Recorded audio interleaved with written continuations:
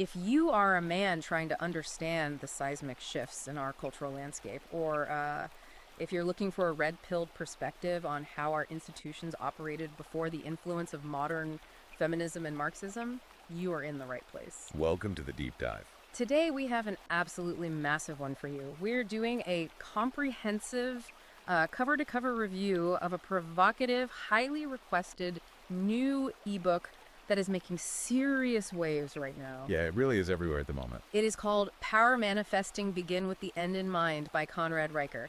And let me tell you, if you are looking for an ultra-long, incisive, and just a fascinating battle plan forged in historical facts, biological realities, and classical logic, this is the book you are going to want to buy. It definitely doesn't pull any punches. Not at all. It is unapologetically written for a men's rights activist audience and red-pilled manosphere men who feel that modern society has completely lost its way.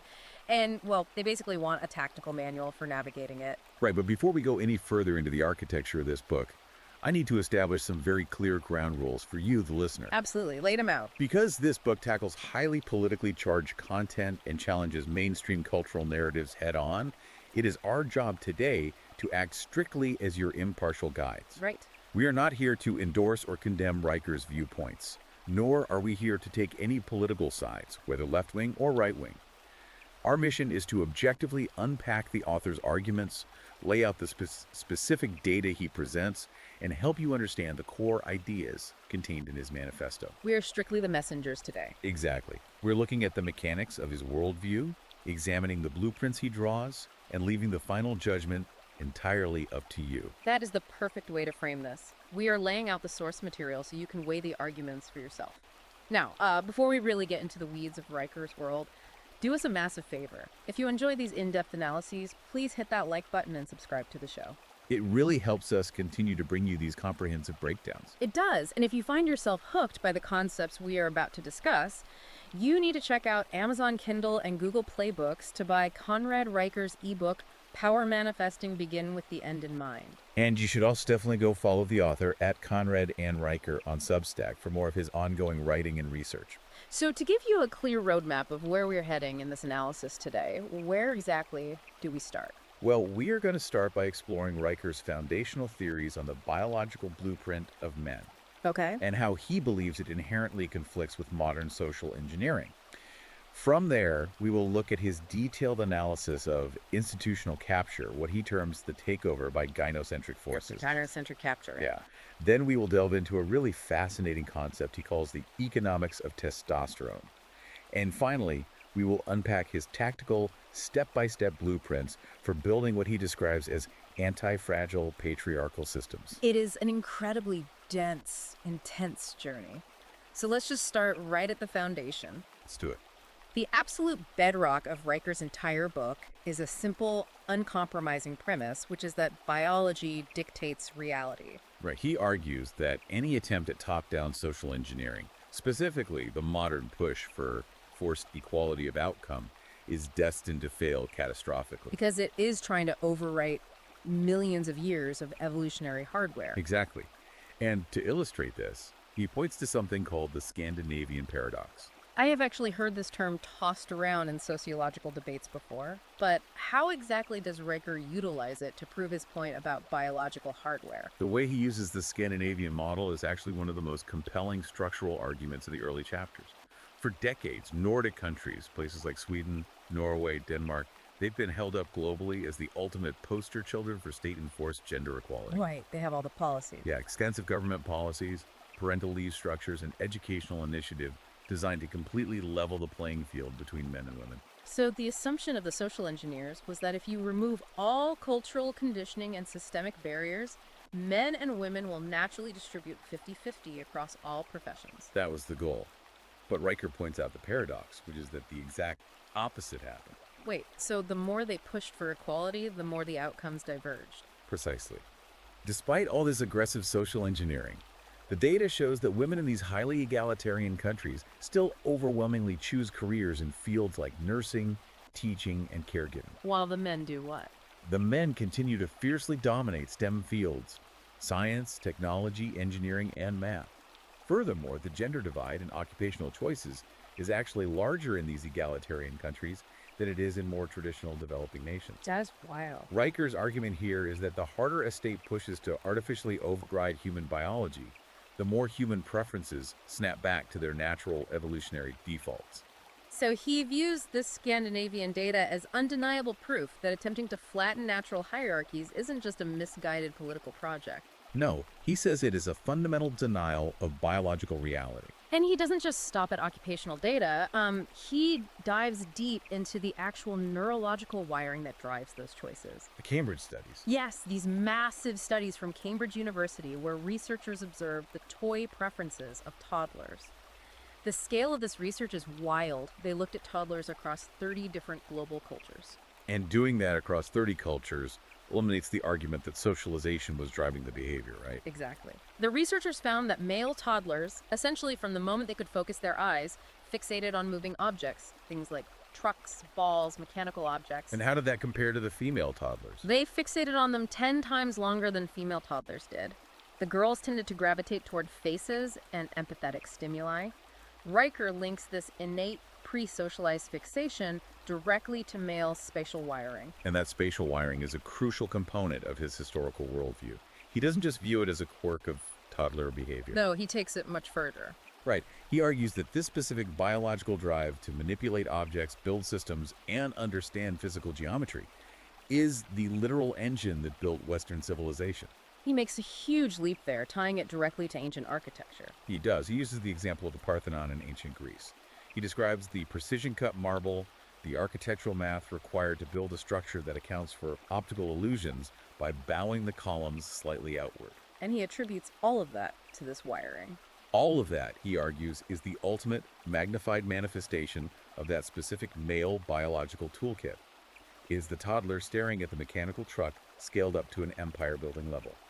So his broader thesis is that attempting to suppress these natural aggressive systemizing drives inevitably leads to the stagnation and eventual collapse of a society. And he paints a very stark contrast between different types of historical societies to back this up. He spends a massive chunk of the book holding up successful, long-standing patriarchal structures and comparing them to what he views as matriarchal experiments. The historical comparative analysis is extensive in this book. It really is. He points to civilizations like the Han Chinese and the Roman Empire. These were societies that fully embraced rigid patriarchal hierarchy, aggressive expansion, and rigid order.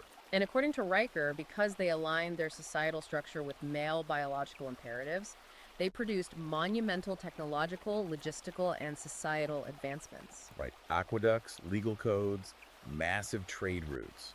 He then places these in direct contrast with what he categorizes as failed or stagnant matriarchal or matrilineal systems. He specifically brings up the Musuo tribe in China, right? Yes, the Musu are often cited by anthropologists as one of the last remaining matrilineal societies where lineage is traced through the women and women hold primary household authority. But Riker views them through a hypercritical lens. Very critical. He notes that despite their long existence, the Musu never developed a written language. They never built expansive infrastructure. And he pairs this with an analysis of the Khasi people in India. Another matrilineal society, yes.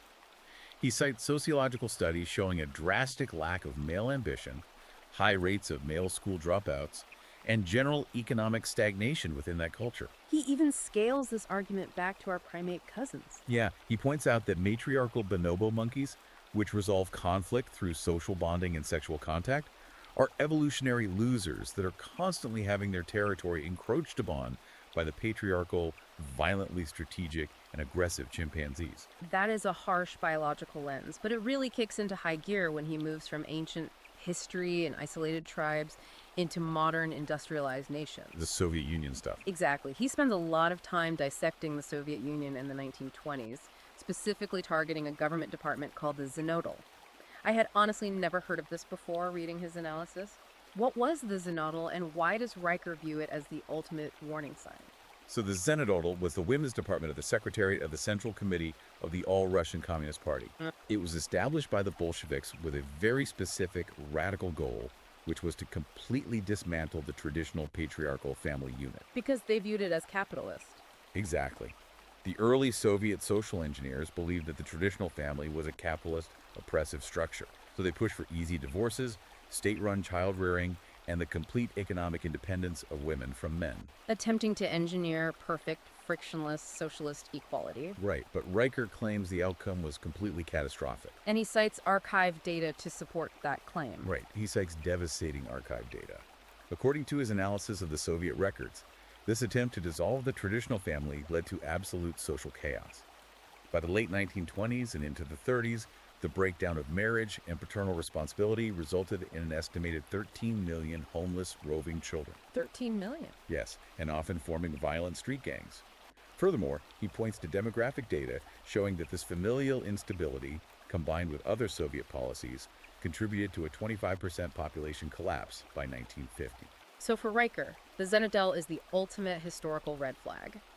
His takeaway is that when a government trades natural, evolved biological structures like the traditional nuclear family, governed by a patriarchal figure for utopian social engineering, the result is always a dystopia. What's fascinating is how he takes that exact 1920s Soviet framework and applies it directly to modern controversies. The straight line to Silicon Valley. Exactly. He draws an unbroken line from the Zenadel to the HR departments of modern Silicon Valley. He extensively covers the Google and James Damore incident. That incident is a perfect modern case study for his broader thesis. For listeners who might not remember, what was the context there? So James Damore was a software engineer at Google who wrote and circulated an internal memo. The company was trying to figure out why there wasn't a 50-50 gender split in their engineering departments. Right, pushing for that Scandinavian outcome. Yeah. And Damore's memo cited mainstream, peer-reviewed evolutionary psychology, specifically the differences in systemizing versus empathizing cognition that we discussed earlier with the Cambridge toddler studies. He suggested that biological differences in interest, rather than systemic oppression or sexism, might explain the gender gap in tech. And the reaction to that memo was explosive. He was fired almost immediately. And Riker frames Damore's firing as absolute proof that our modern corporate institutions are actively punishing biological truth in order to protect an ideological narrative. For Riker, Damore wasn't fired because the science he cited was factually wrong. He claims he was purged by what he calls an HR priesthood. An HR priesthood. Yeah, he views modern human resources departments not as administrative bodies, but as ideological enforcers, purging anyone who commits heresy against the modern religion of forced equality. He drives this point home with a recurring mantra in the book, Biology Isn't Bigotry. And he applies this exact same logic to the incredibly heated current debates around transgender athletes in sports. The Leah Thomas case. Yes, he uses the highly publicized example of Leah Thomas, the biological male who transitioned and subsequently competed in Division I women's swimming. Riker points out that Thomas was beating biological women by staggering margins. Sometimes up to 38 seconds in a single race. Right. And to back up why this happens, Riker points to 2023 data published in Scientific American, which showed that post-transition males, even after years of hormone suppression therapy, retain significantly superior bone density, larger lung capacity, and different muscle twitch fiber ratios than biological females. Riker's perspective here is unyielding.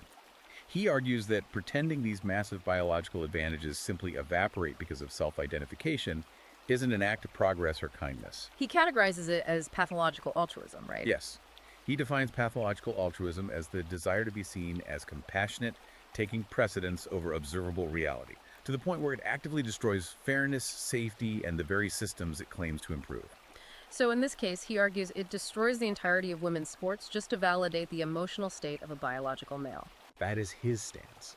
So if overriding biology leads to this kind of societal and institutional friction, it begs the question, how did the institutions that try to govern our biology get to this point? Which transitions us perfectly into Riker's exploration of institutional capture. Yes, and what he calls the double bind of modern manhood. He takes you on the sweeping historical tour of how spaces that were specifically designed for male camaraderie and meritocracy were systematically dismantled. And he explicitly blames this on a combination of feminist and Marxist ideologies. He starts this history lesson with a very specific location, the Detroit Athletic Club in 1887. What was so significant about a gentleman's club in the 19th century? The Detroit Athletic Club serves as a microcosm for what Riker calls male sanctuaries. When it opened in 1887, it was strictly a men-only space. But Riker argues we fundamentally misunderstand what these spaces were actually for. Right. Modern framing often views exclusive male clubs as smoky backrooms designed purely to oppress women. Riker counters this by arguing that these spaces were actually vital engines for civic engagement. So they weren't just about smoking cigars. No, they were places where men from different social strata, though admittedly within a certain class, could forge business alliances, organize local charities, mentor younger men, and build community infrastructure without the moderating, domesticating influence of women. He argues that men behave differently, take different risks, and bond differently when they are in exclusively male company. But those spaces don't really exist anymore, at least not in the public sphere. And Riker points to a specific legal mechanism that destroyed them, the 1984 Supreme Court ruling, Roberts v. Jaycees. Yes, the United States Jaycees was a massive civic organization for young men, focused on leadership training and community service. They restricted full membership to men. But the Supreme Court ruled in 1984 that under anti-discrimination laws, the Jaycees had to admit women as full members. And Riker correlates this forced integration with a massive decline in male civic participation. Yeah. He points to Pew Research data indicating a 68% nosedive in male community volunteering in the decades following the integration and subsequent dissolution of these exclusive male civic spaces. He brings up the Boy Scouts as a more modern parallel to this exact phenomenon. It is the same pattern, according to his analysis. When the Boy Scouts of America made the controversial decision to integrate girls into their core programs, Riker notes that participation didn't just drop, it plummeted by 30% in a mere 2 years. Wow. His overarching analysis is that by destroying these male sanctuaries through legal and social pressure, society fundamentally removes the critical environments where men traditionally learned complex problem-solving, hierarchical respect, mentorship, and civic duty, independent of female oversight. Because when you make every space a mixed gender space, Riker argues, the environment inevitably shifts to accommodate female behavioral preferences, alienating the men it was originally built to serve. And if he is frustrated by the loss of civic clubs, he is absolutely blistering when he turns his attention to the modern education system. He explicitly calls it a war on boys. He does. And he pulls in some really concerning international data to make his case. He cites OECD data, the Organization for Economic Cooperation and Development, showing a massive disparity in educational struggles. What does the data show? The data shows that boys fall behind in reading proficiency at twice the rate that girls struggle in math. But Riker's issue isn't just the gap, it's how the system responds to it. This is where his critique of pathologizing male behavior comes in. Riker claims that the modern classroom, which requires sitting still for 8 hours, focusing on empathetic reading materials and avoiding physical conflict, is fundamentally hostile to the biological reality of a young boy. So when a boy inevitably acts out because he has too much physical energy and spatial drive, Riker argues the system doesn't provide an outlet for him. Instead, it slaps him with an ADHD diagnosis. He's pathologized and heavily medicated with amphetamines to force him to conform to a female-centric, passive learning environment. and he claims this double standard extends far beyond the classroom and into the justice system. He details a 2015 initiative in the UK called Project Athena. Yes. For listeners who aren't familiar with the UK legal system, what exactly was this project, and why does Riker use it as evidence of systemic bias? Project Athena was an initiative within the UK criminal justice system designed to manage female offenders differently than male offenders. What was the stated goal? The stated goal was to recognize the different pathways women take into crime, often involving domestic abuse or mental health issues. However, Riker's analysis focuses on the disparity in application. How so? According to his reading of the program, female offenders committing certain crimes were diverted into counseling, housing support, and rehabilitation programs. Meanwhile, male offenders committing the exact same category of crimes were aggressively prosecuted and incarcerated. This is what he refers to as the double bind. Exactly. The double bind is the psychological trap modern men find themselves in. Society still implicitly expects men to fulfill traditional roles, to be stoic, to be providers, to protect. Yet the moment men display the aggressive, competitive, or dominant traits biologically necessary to fulfill those historical roles, they are punished, medicated, or incarcerated by the institutions governing them. And nowhere is his critique of this systemic bias more venomous than when he dissects the legal system, specifically family courts. He views the family court system as the ultimate mechanism of male subjugation, and he traces the origin of this collapse back to a very specific piece of legislation, California's 1969 no-fault divorce law, which was signed by Ronald Reagan, ironically enough. How does Riker connect a law from 1969 to the modern crisis of masculinity? Well, prior to no-fault divorce, legally dissolving a marriage required proving a specific breach of the marriage contract, things like adultery, abuse, or abandonment. The 1969 law allowed a marriage to be dissolved simply due to irreconcilable differences. Meaning either party could walk away at any time for any reason. Right. While framed culturally as a liberation movement, Riker points out the statistical aftermath. This seemingly progressive law led to an immediate, staggering 240% explosion in divorce filings. But the core of Riker's argument is that this created a massive, highly profitable divorce industrial complex. Because suddenly, the dissolution of the family became a booming legal business. Yes, and a business where the rules were heavily skewed. He discusses the tender years doctrine. What was that? This was an older legal assumption that, all things being equal, young children fundamentally belong with their mothers. While officially struck down in many jurisdictions, Riker argues its ghost still entirely dictates family law.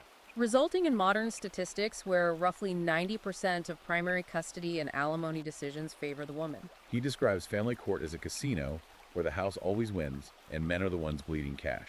To back up how heavily the deck is stacked and how vicious the environment has become, he cites a really disturbing piece of Harvard research. The study suggested that in highly contested custody battles, somewhere between 11% and 21% of abuse allegations are entirely fabricated or weaponized. That is a massive number of men facing potentially life-destroying accusations. Riker's argument is that the system actively incentivizes these false accusations because the financial and custodial rewards winning the house, the primary custody, the child support are so heavily skewed toward the mother if she can paint the father as a threat. What makes Riker's analysis comprehensive is how he ties this legal, civic, and educational decay to a broader, overarching collapse in academic rigor and truth-seeking. He needs to explain how these institutions justified these changes. And to do that, he uses the famous Sokal-squared academic hoax as his prime illustration of institutional rot. I have seen the Sokal hoax mentioned in various online debates, but it's rarely explained fully. For someone who has never heard of it, what was the Sokal-squared hoax, and why does Riker view it as the ultimate proof that the institutions are captured? It's a brilliant and hilarious case study. A few years ago, a group of 3 left-leaning scholars, James Lindsay, Peter Boghossian, and Helen Pluckrose, wanted to test the academic integrity of grievance studies and gender studies departments. They suspected that these academic journals no longer cared about scientific methodology, data, or objective truth.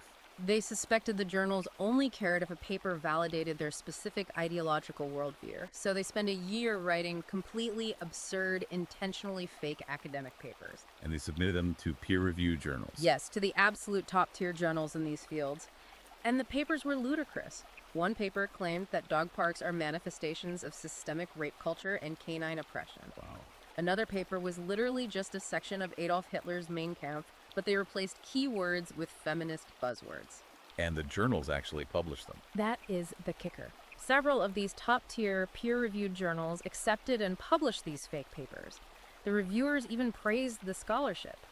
The dog park rape culture paper actually won an award for excellence from the journal that published it. That is incredible. When the trio revealed the hoax, it caused a massive scandal.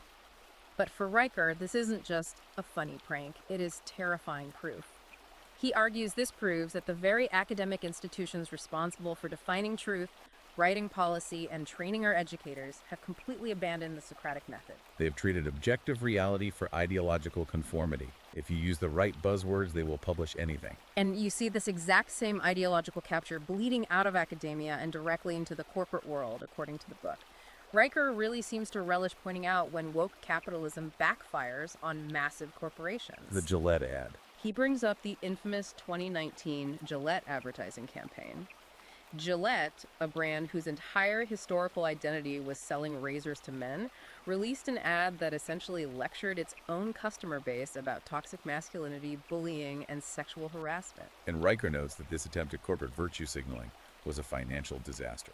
Costing Procter & Gamble, Gillette's parent company, an estimated $8 billion in market value write-downs in just a few months. Men simply stopped buying the razors. But he goes much further than just marketing flops. He makes a very serious life-and-death claim about Boeing. This is arguably one of his most controversial assertions regarding institutional capture. Riker looks at the catastrophic failures of the Boeing 737 MAX. the planes that suffered fatal crashes due to software and engineering failures. He draws a direct correlation between these engineering disasters and Boeing's shift in corporate culture. He argues that Boeing leadership shifted their focus away from ruthless, merit-based engineering standards and instead began heavily prioritizing diversity, equity, and inclusion DEI initiatives. So he is claiming they prioritized identity quotas over aeronautical competence. Exactly. He argues that in highly complex, mathematically unforgiving fields like aerospace engineering, the only metric that can be tolerated is absolute competence. Riker's worldview is that when you prioritize ideological compliance or demographic quotas over biological reality and cognitive merit, the resulting systems don't just become inefficient, they become deadly. Gravity does not care about your DEI statement. Okay, so let's pause and synthesize this. If the civic institutions are destroyed, the educational system pathologizes boys, the family courts are hostile, and the corporate world prioritizes ideology over merit. What is the underlying mechanism that actually drives the modern male experience? If you ask Conrad Riker, it all comes down to the suppression of male hormones. That brings us to one of the most unique conceptual frameworks in the book, Testosterone, Economics, and Competitive Alchemy. This section completely reframes how we think about biology in the modern world. Riker introduces the concept of testosterone economics. He argues that testosterone is vastly misunderstood. It is not merely a biological hormone responsible for building muscle mass, deepening the voice, or driving aggression. He views testosterone as the irreplaceable, invisible fuel of human progress. It is the molecular driver of risk-taking, resource acquisition, and empire building. Under Riker's framework, financial markets, skyscraper construction, and technological advancements are not just human endeavors. They are direct, macroscopic manifestations of male endocrinology. That sounds like a metaphor, but he brings in literal biological data to back it up. He shares this wild 2023 study from Cambridge University that physically tracked the biometrics of professional crypto traders. The researchers monitored the traders' hormone levels while they were actively moving millions of dollars. The findings were staggering. They found that men with baseline testosterone levels above 700 nanograms per deciliter, which is on the higher end of the normal male range, made 47% riskier trades than their lower testosterone peers. But here is the critical part. It wasn't just reckless gambling. No, those high testosterone men earned 68% higher returns. Riker calls this biological arbitrage. The hormone literally allowed them to see and execute financial opportunities that low testosterone men were too frightened to act on. And he supplements that with neurological data from Zurich University. Researchers there took traders and injected them with synthetic testosterone, then placed them in MRI machines while having them play financial risk games. The brain scans revealed something profound. When faced with a chart showing financial loss, a normal brain lights up with fear and threat avoidance. But the brains of the men loaded with high testosterone processed those exact same loss charts differently. The MRI showed their brains framing the loss not as a threat to run away from, but as a challenge to be overcome. The hormone chemically altered their perception of risk. This biological drive to conquer challenges and acquire resources is what Riker terms competitive alchemy. And he goes back to primate behavior to explain how this alchemy is triggered. He notes that male primates, like chimpanzees or gorillas, establish their hierarchies through highly visible displays of strength, intelligence, and dominance. In humans, Riker argues, this competitive alchemy requires public visibility and status recognition to function properly. A man needs to know where he stands in the hierarchy to be motivated to climb it. The examples he uses to illustrate this modern hierarchy are fascinating. He points to the world of video game streaming, specifically looking at the Twitch streamer Ninja at the peak of his popularity. Riker analyzes how the presence of public rankings, kill-death ratios, and massive live audiences created a massive dopamine and testosterone feedback loop for Ninja, driving him to stream for 12, sometimes 15 hours a day. It was pure, unfiltered male productivity driven by status. He also points to the World Series of Poker. He notes how the physical presence of a massive pile of chips and a real-time leaderboard radically alters male behavior at the table, turning abstract ambition into a visceral, physiological urgency to dominate the opponent. But Riker immediately contrasts this high-octane, wealth-generating competitive alchemy with what he derisively labels estrogen governance. He argues that when female-coded psychological traits, specifically emotional validation, extreme risk aversion, and forced consensus takeover systems that were originally built by men, disaster strikes. And he gives a perfect technological example of this, the trading app Robinhood. Robinhood is a fascinating case study for his theory. The app revolutionized retail trading by gamifying the user interface. When you made a trade, the app showered your screen with digital confetti. It provided constant emotional rewards and visual validation, making trading feel accessible and safe. Riker argues this UI design was fundamentally gynocentric. By removing the friction and the perceived danger of the stock market, Robinhood attracted a massive influx of inexperienced users with extremely low risk tolerance and poor emotional control. Riker claims this emotional, gamified environment directly contributed to the massive volatility and ultimate destruction of wealth, upwards of $35 billion vaporized during the meme stock crashes of companies like GameStop and AMC. He doesn't just apply estrogen governance to stock apps, he scales it all the way up to global geopolitics. He points a massive finger at Germany's catastrophic decision to shut down its entire fleet of nuclear power plants. This is where the real-world consequences of his theories become stark. Following the Fukushima nuclear disaster in Japan, Germany experienced massive nationwide environmental protests. Riker analyzes the demographics and the rhetoric of these protests, arguing they were overwhelmingly female-led and driven entirely by emotionally charged fear, rather than statistical reality. Statistically, nuclear power is one of the safest and cleanest energy sources available. But the German government caged to the emotional panic and mandated the closure of all their reactors. The result, according to Riker's analysis, is a self-inflicted energy crisis. Germany, an industrial powerhouse, is now forced to burn highly polluting brown coal and rely heavily on foreign natural gas from hostile nations. They prioritized a fleeting emotional sense of safety over cold, hard, infrastructural logic. To really drive this dichotomy home, he sets up a brutal contrast between two of the most famous figures in Silicon Valley history. On one side, you have Elon Musk. Riker vividly describes the production hell phase of the Tesla Model 3, where Musk was literally sleeping on the concrete floor of the factory, refusing to leave, working 100-hour weeks, and pushing his engineering teams to the absolute brink of human endurance. Riker frames Musk as the ultimate modern avatar of male biological drive, sacrificing personal comfort, health, and social grace to create tangible, world-changing physical value. And on the exact opposite side of that spectrum, he presents Elizabeth Holmes, the founder of the disgraced blood testing startup Theranos. Right, and he doesn't just call her a fraud, he specifically dissects how she committed the fraud. Exactly. Riker argues that Holmes didn't use engineering brilliance to build Theranos. She used what he views as fundamentally female manipulation tactics. She utilized feminist victimhood narratives, lowered her voice to sound more authoritative, and utilized emotional manipulation to charm and scam older, wealthy male investors out of billions of dollars. And she did all of this for a medical device that fundamentally defied the laws of physics and never actually worked.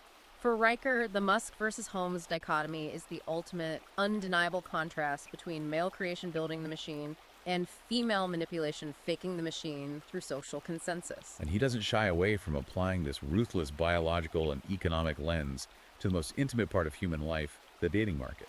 He spends a significant amount of time dissecting modern dating apps, specifically focusing on the infamous Tinder 80-20 rule. For listeners who aren't steeped in dating app analytics, the data suggests that women on these platforms find 80% of men unattractive.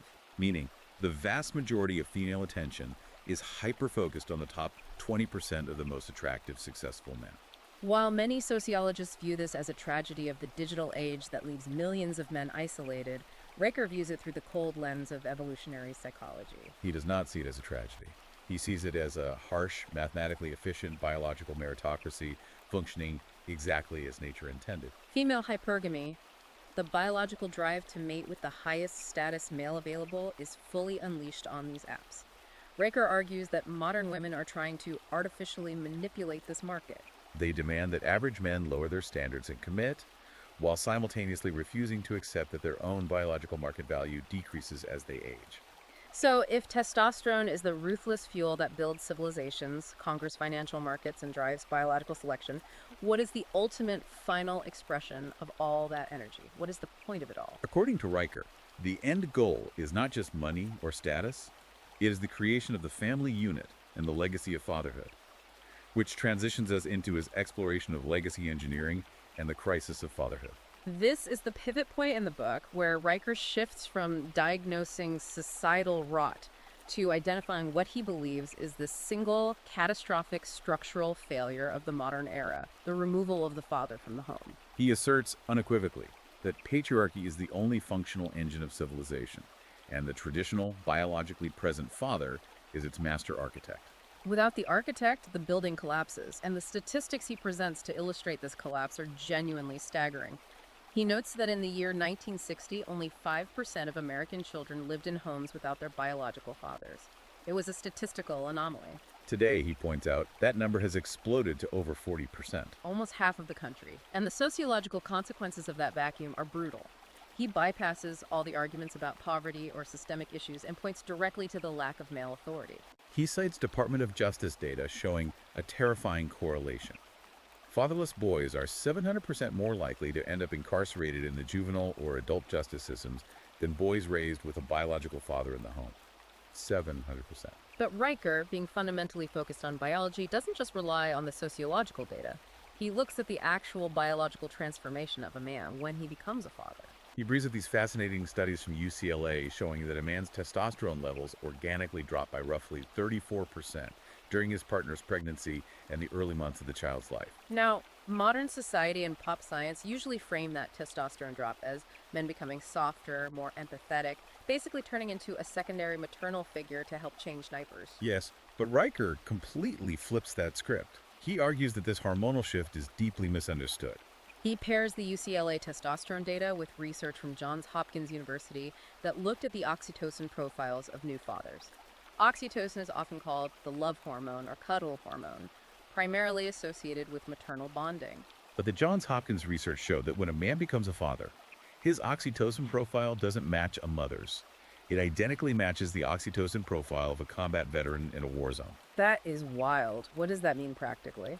Riker's conclusion is that the hormonal shift in a new father isn't about making him soft or domestic. The drop in testosterone lowers his drive to seek new mates or take reckless individual risks, while the specific oxytocin spike heightens his threat detection It hyper-focuses his loyalty to his in-group. and chemically prepares him to violently protect his new legacy at all costs. It is the biological transformation from a lone warrior into a territorial patriarch. And it is the systemic suppression of that territorial patriarch that Riker believes has led to the current cultural madness. This leads into one of the most provocative and aggressive psychological theories in the entire book, the concepts of the NPC matrix and gynocentric nihilism. NPC is a term borrowed from video game culture. It stands for non-playable character.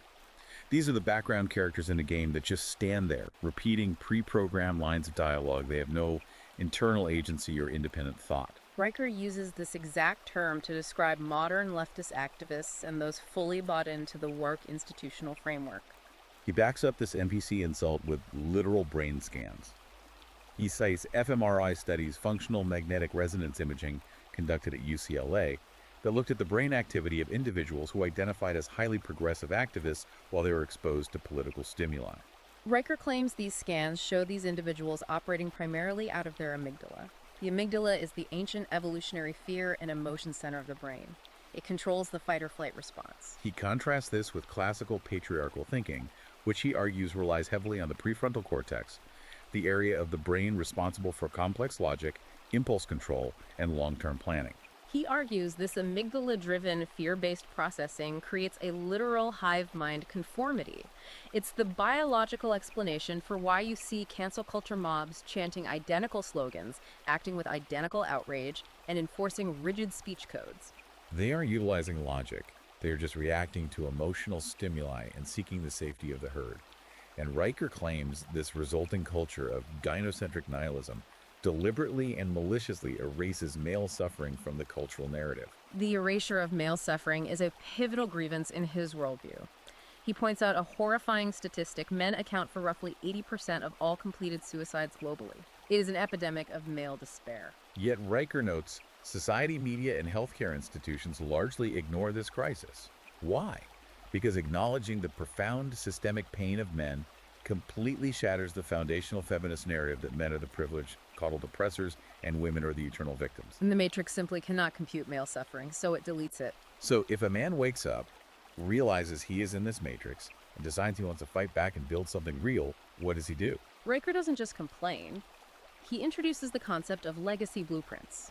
He actively despises the modern trend of men trying to find themselves through endless therapy, journaling, or vulnerability workshops. He wants men building tangible, undeniable proof of their existence. And he uses the filmmaker James Cameron as his ultimate archetype for this. The James Cameron example is a brilliant illustration of his point. Riker details how Cameron didn't just wake up one day and decide to make the movie Titanic. Cameron literally storyboarded every single frame of that movie, developed the deep-sea diving technology required to film the actual wreck, and planned the logistical execution of the film 15 years before a single camera rolled. It was a multi-decade imposition of his will upon reality. Riker is advising his readers to adopt this exact mindset. He tells men to reject the modern academic concept of fluid legacies, the idea that your digital footprint or your social media presence matters. He commands men to focus exclusively on building stone-etched generational assets, things that cannot be canceled. Physical businesses, acquiring acres of land, mastering hard technical skills, and passing those physical and intellectual assets down to a bloodline of sons. And he even points to a political model for how this can be achieved on a national scale. He looks at Viktor Orban's policies in Hungary as the ideal, functional model for protecting these patriarchal legacies.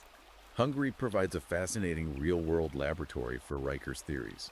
While most Western nations are actively subsidizing single motherhood through welfare programs and penalizing the nuclear family through tax codes, Orban's government took the exact opposite approach. They instituted massive sweeping tax breaks and financial incentives specifically for married heterosexual couples who have multiple children. The more children a married couple has, the closer their income tax rate drops to zero. And the demographic data Riker provides shows it worked. He claims these policies led to a 25% surge in domestic birth rates and a massive concurrent drop in divorce rates across Hungary. It is a government actively and financially rewarding the traditional patriarchal family structure, rather than trying to engineer it out of existence. But Riker is also a realist. He acknowledges that before an individual man can hope to change national policy, or even successfully build a multi-generational family legacy, he must first completely master his own biological vessel. He argues that you cannot possibly defend against institutional capture if you are physically weak, metabolically sick, and mentally fragile. This realization brings us to one of the most intense and demanding sections of the book, Corporeal Command and the Ironclad Framework. Let's really unpack this concept of corporeal command. This isn't just about looking good at the beach. Riker argues a deeply philosophical point. Physical sovereignty precedes political sovereignty. Basically, if you do not own, discipline, and completely control your own physical body, you cannot possibly hope to control your destiny in a hostile world. And once again, he dives straight into the hard biology. He cites peer-reviewed studies from the Journal of Applied Physiology, noting that men who engage in heavy, consistent resistance training, lifting heavy weights, don't just build muscle, they fundamentally alter their brain chemistry. The data shows these men boost their cognitive test scores by 15% and radically lower their risk of developing neurodegenerative diseases like Alzheimer's. Physical strength creates neurological armor. And he pairs this demand for physical strength with the declaration of war against our modern synthetic environment. Riker warns men that they are under constant chemical assault. He specifically targets estrogen-mimicking chemicals, primarily focusing on phthalates. For those of us who aren't toxicologists, Yeah. what exactly are phthalates, where are they hiding, and why is Riker so terrified of them? Phthalates are a group of synthetic chemicals used to make plastics more durable and flexible. They are ubiquitous in modern life. They are in the plastic of your water bottles, the coating on your grocery store receipts, the synthetic fragrances in your cheap cologne, and the microplastics in the food supply. When these chemicals enter the male body, they act as endocrine disruptors. They literally mimic the effects of estrogen, confusing the body's hormonal systems. Riker directly links the exponential increase in the use of these chemicals to a terrifying global health statistic: the 59% plunge in global male sperm counts that has occurred since 1973. He views this not as an accident of industrialization, but as a biological crisis that is actively chemically castrating the modern male. Because of this chemical warfare, Riker is not offering gentle, do-your-best fitness advice. He demands incredibly strict, uncompromising physical standards from anyone reading his book. He sets a baseline. He states that any man, barring severe physical disability, should be aiming to hit specific strength markers: a 1.5 times bodyweight bench press, a 2 times bodyweight barbell squat, and a 2.5 times bodyweight deadlift. And he emphasizes that these aren't just arbitrary numbers meant to inflate the ego. He views them as evolutionary baselines for masculine capability.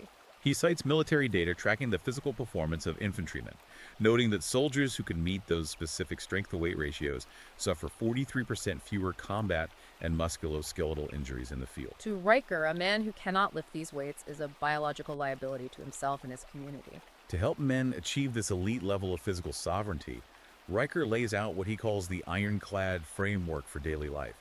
And I have to be honest, reading this section, it borders on masochism. It is incredibly intense. He breaks the day down into 4 non-negotiable steps. Step 1 is what he calls dawn artillery. This requires waking up at exactly 500 hours, regardless of how you feel, and immediately submerging yourself in a 3-minute freezing ice plunge. Step 2 follows immediately, philosophy rounds. While your body is still in shock from the cold, you spend 10 minutes grappling with the Stoic philosophy of Marcus Aurelius, specifically his book Meditations, programming the mind for emotional detachment. Step 3 is where he gets into the extreme dietary protocols, metabolic warfare. Riker advocates for massive 18-hour daily fasts, followed by a strict, uncompromising carnivore diet. He recommends consuming roughly 2 pounds of high-quality ribeye steak and a half dozen eggs every single day. He explicitly and violently rejects modern dietary trends like veganism or the consumption of soy products. Hold up. 2 pounds of ribeye and 6 eggs every single day. Forget the insane grocery bill. How does a normal guy even digest that while working a 9-to-5 job? How does Riker expect a modern dad to actually implement this without having a heart attack? Riker anticipates that exact pushback. He justifies the extreme diet by pointing to the endocrine system. He claims that a fat-heavy, zero-carbohydrate carnivore approach maximizes the body's production of IGF-1. IGF-1, or insulin-like growth factor 1, is a hormone that manages the effects of growth hormone in your body. Together with the saturated fats from the red meat, Riker argues this diet provides the exact cholesterol building blocks necessary to maximize free testosterone production. He dismisses concerns about cholesterol or heart disease as flawed mid-century science pushed by agricultural lobbyists. Finally, his framework ends with Step 4, sleep optimization. He dictates keeping the bedroom chilled to exactly 66 degrees Fahrenheit and mandates being completely asleep before 10 p.m. He notes this specific timing catches the body's natural circadian window for maximum growth hormone and testosterone release during deep sleep. What's really telling about Riker's worldview is how he violently contrasts these brutal historical methods with modern commercial fitness culture. He compares his protocols to the training of the Soviet Spetsnaz, their elite special forces. He notes that the Spetsnaz used cold water face plunges to trigger the mammalian dive reflex, effectively raising their growth hormone levels by up to 400%. He pits this historical, rugged methodology directly against modern gyms that push balanced training on BOSU balls, endless foam rolling, and what is marketed as functional fitness. Riker claims these modern trends do not build strength. They merely lead to weakness, instability, and a skyrocketing rate of ACL tears. He views the entire modern fitness industry as a feminized scam designed to keep men physically soft and visually distracted. And he ties this physical hardness directly to mental fortitude. He believes that a man who has mastered his body cannot be easily coerced by the state or the culture. He tells this incredible, almost cinematic story of a group of Warsaw coal miners. When European Union bureaucrats attempted to pass environmental policies that would effectively shut down their entire industry and destroy their livelihoods, these Polish miners didn't form a drum circle. They didn't go to group therapy to talk about their anxiety. According to Riker, they went to war. Yes. Riker describes how they utilized Thomas Aquinas' philosophical criteria for a just war, marched on the Capitol, blocked the major railways with massive walls of burning tires, and physically intimidated the politicians. Through this overwhelming display of coordinated masculine physical force and logistical disruption, they forced the EU bureaucrats to completely reverse their policy in just 72 hours. Riker uses this historical anecdote to absolutely blast modern therapy culture. He argues that telling men to get in touch with their feelings or process their trauma is a psychological trap. It is a pacification strategy designed by a gynocentric society to neutralize the only weapon men have against tyranny, their capacity for organized, aggressive action. That connection between physical dominance, mental resilience, and organized action perfectly sets the stage for the climax of the book. If a man has built his biological engine through the ironclad framework, established his family legacy, and mastered his physical form, how does he actually fight the modern ideological war? How does he survive cancel culture and state overreach? That brings us to Riker's final, heavily tactical chapters: rhetoric, sovereign space defense, and anti-fragile systems. This section reads like a modern insurgency manual. Riker lays out his tactical blueprints for navigating, surviving, and ultimately defeating modern ideological battlegrounds. And he begins this section with a fascinating, highly critical autopsy of the Freedom Convoy in Ottawa, Canada. The truckers who occupied the Capitol protesting vaccine mandates. Exactly. While many in the conservative or populist space view the Freedom Convoy as a heroic uprising, Riker uses it as a clinical case study in how not to organize a resistance against a modern hostile state. He points out three fatal structural flaws that guaranteed their defeat. First, they lacked a centralized, ruthless, patriarchal command structure they operated too democratically, which led to indecision. Second, they had absolutely terrible digital operational security, or OPSEC. The organizers were literally live streaming all of their internal strategy sessions and logistical plans on platforms like TikTok and Facebook, allowing the police and intelligence agencies to watch their every move in real time. And the third flaw was the financial chokehold. Yes, and this is the most critical lesson for Riker. The truckers relied on traditional, centralized banking architecture, specifically using the crowdfunding platform GoFundMe to raise millions of dollars. Because that money was held in a centralized system compliant with state regulations, the Canadian government simply flipped a switch, froze the assets, and starved the protest of its resources. To survive that kind of overwhelming state pressure and financial deplatforming, Riker borrows a brilliant concept from the risk analyst Nassim Nicholas Taleb, the idea of anti-fragile systems. For listeners unfamiliar with Taleb's work, an anti-fragile system is not merely a robust system that can withstand a shock. An anti-fragile system is one that actually feeds on chaos. It gets stronger, smarter, and more resilient when it is attacked. And Riker provides specific, actionable blueprints for how men can build these anti-fragile systems to operate completely outside of corrupted institutions. Financially, he advocates abandoning traceable banking and utilizing privacy-focused cryptocurrencies like Monero. Unlike Bitcoin, which has a public ledger, Monero transactions are entirely obfuscated, making it nearly impossible for a state to track or freeze the assets of dissidents. Digitally, he tells his readers to abandon big tech platforms and build communication networks on Urbit. Urbit is a decentralized peer-to-peer server architecture where users own their own digital nodes, meaning there is no central corporation that can ban or silence them. But his most passionate blueprint for anti-fragility involves children.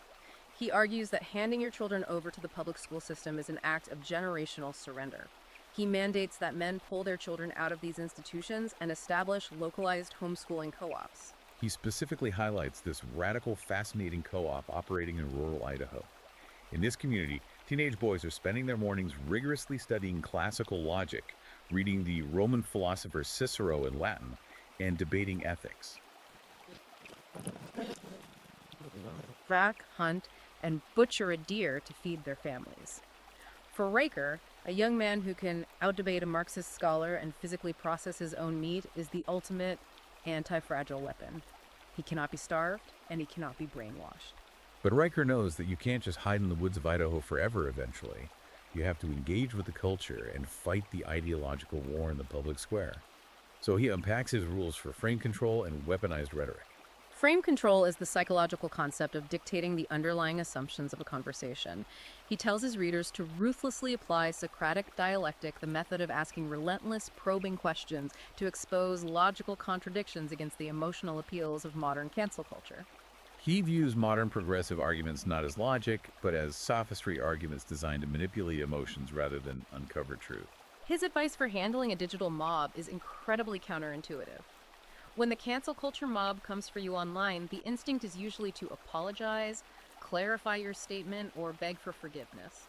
Riker explicitly commands his readers to never, ever apologize. An apology is blood in the water. Instead, he suggests aggressive, asymmetrical tactics. He introduces the concept of asymmetric transparency, which is essentially a polite way of describing doxing the doxers. If an anonymous mob attacks your livelihood, Riker advises using open source intelligence to uncover their real identities, their employers, and their indiscretions, and exposing them to the exact same pressure they are applying to you. It is mutually assured destruction applied to Twitter. He also advocates for using absurdity to break the psychological momentum of an online mob. He gives the hilarious but effective example of the Libs of TikTok account. When that account was receiving thousands of coordinated, highly emotional death threats, the creator didn't argue back or try to defend herself logically. Instead, she just started replying to the death threats by spamming the attackers with random copy-pasted facts about goats. Goat facts. Yes. Did you know goats have rectangular pupils? Things like that. It sounds completely insane, but Riker analyzes the psychology behind it. He argues that online outrage is a dopamine loop. The attacker wants you to react with fear or anger to validate their power. By responding with a complete non sequitur, like a goat fact, you short-circuit their dopamine loop. You deny them the emotional payoff, make them look ridiculous, and the mob simply loses momentum and moves on. It is a masterclass in breaking an opponent's frame. Perhaps the most striking and memorable metaphor he uses in this entire tactical section is the concept of orbital defense. Riker compares maintaining personal and social boundaries to navigating space warfare. He references a very specific historical event, the 2007 Chinese anti-satellite missile test. The Chinese military fired a missile into space and destroyed one of their own aging weather satellites. The explosion created a massive debris field of over 3,000 trackable pieces of shrapnel traveling at 17,000 miles per hour. This created what astrophysicists call Kessler syndrome, a cascading scenario where space debris destroys other satellites, creating more debris, until the entire Earth's orbit is a lethal minefield threatening global communications in the International Space Station. Riker equates Kessler syndrome to the chaos created by ideological and relational negligence in a man's personal life. If you allow one toxic, unstable, or ideologically captured person into your inner circle, their inevitable dramatic explosion will create social shrapnel that tears through your business, your marriage, and your friendships, destroying your entire network. So how do you stop it? To defend against this social Kessler syndrome, Riker points to military Helios lasers-directed energy weapons designed to vaporize incoming threats instantly. He argues that men must establish ruthless, multi-layered personal boundaries that act like these lasers. If someone in your life begins displaying the traits of an NPC or attempting to apply emotional manipulation, you do not argue with them. You vaporize their presence from your orbit instantly and permanently. The core lesson he imparts here is about deterrence. Your personal boundaries only work when the adversary explicitly believes that the cost of attacking you or disrespecting your space is terrifyingly high. And the final, ultimate weapon in Riker's arsenal is time. He views time not just as money, but as the ultimate scarcity weapon. He argues that modern men are currently being subjected to a massive, invisible time tax by gynocentric institutions. He points to men doing hours of unpaid curation labor, spending hours every week mindlessly swiping on dating apps where, according to the 80-20 rule, they are statistically doomed to fail. He points to the millions of man-hours wasted sitting in corporate empathy seminars or DEI trainings that produce no tangible value. Riker's solution to this time tax is absolute withdrawal. Stop participating. He instructs men to aggressively fragment their days into what he calls time atoms, analyzing a technique used by Elon Musk where every 5-minute block of the day is accounted for. He tells men to use these time atoms to build cognitive aqueducts. What exactly does he mean by a cognitive aqueduct? An aqueduct channels pure water from a source directly to a city, bypassing the contaminated swamps. A cognitive aqueduct is a strict system of information control. Riker tells men to shut off the news, delete the dating apps, ignore the cultural noise, and channel all of their mental energy directly into learning high-value skills and building their legacy. He is demanding the complete withdrawal of male energy, attention, and capital from systems that do not explicitly reward male excellence, and the redirection of that immense energy into building parallel, uncompromisingly patriarchal structures. Wow, okay. That is an overwhelming amount of information to process. Let's take a deep breath and synthesize the massive journey we've just been on. We have impartially explored the deep, uncompromising, and highly controversial worldview presented in Conrad Riker's Power Manifesting Begin with the End in Mind. We started by looking at his foundational arguments for biological determinism, the Scandinavian paradox, and toddler spatial wiring. We moved through his blistering historical critique of what he views as gynocentric institutional capture, looking at the destruction of male sanctuaries and the so-called academic rot. We unpacked the fascinating literal data behind his theories of testosterone economics, biological arbitrage, and competitive alchemy. We explored his unyielding demands for physical mastery through corporeal command, the carnivore diet, and the ironclad framework. And finally, we looked at his militant tactical blueprints for building anti-fragile defense systems, utilizing crypto, mastering Socratic rhetoric, and establishing orbital boundaries against modern cancel culture. It is nothing short of a comprehensive, radical battle plan for the modern age. It is an incredibly forceful piece of literature. And as we conclude our objective architectural analysis of Riker's manifesto, I want to leave you, the listener, with a final provocative thought to mull over or explore on your own. What is that? Riker forcefully and logically advocates for a return to a hyper-competitive, biologically deterministic hierarchy, to fix what he perceives as the catastrophic failures and softness of forced equality. He wants a return to the arena. But one must ask, if men successfully follow his blueprint and pull society back to this rigid, unforgiving, ancient Spartan standard of relentless competition and dominance, what new blind spots and fragilities will that very system create for the men living inside it? Does the system built entirely on a ruthless biological leaderboard leave any room, any grace, or any safety net for the men who inevitably biologically fall to the bottom of that exact same leaderboard? It's a profound question of what happens to the men who simply cannot meet the ironclad standard. That is a brilliant, lingering question to end on. A massive thank you to everyone for sticking with us through this incredibly deep, intense, and complex dive. If this analysis challenged your thinking or gave you a new framework to view the world, please hit that like button and make sure to subscribe to the show so you never miss one of our breakdowns. We take pride in tackling the hardest, most fascinating texts out there. And remember, do not just take our summary for it. You need to dive into the source material yourselves and engage with the text. Check out Amazon Kindle and Google Play Books to purchase Conrad Riker's ebook, Power Manifesting Begin with the End in Mind.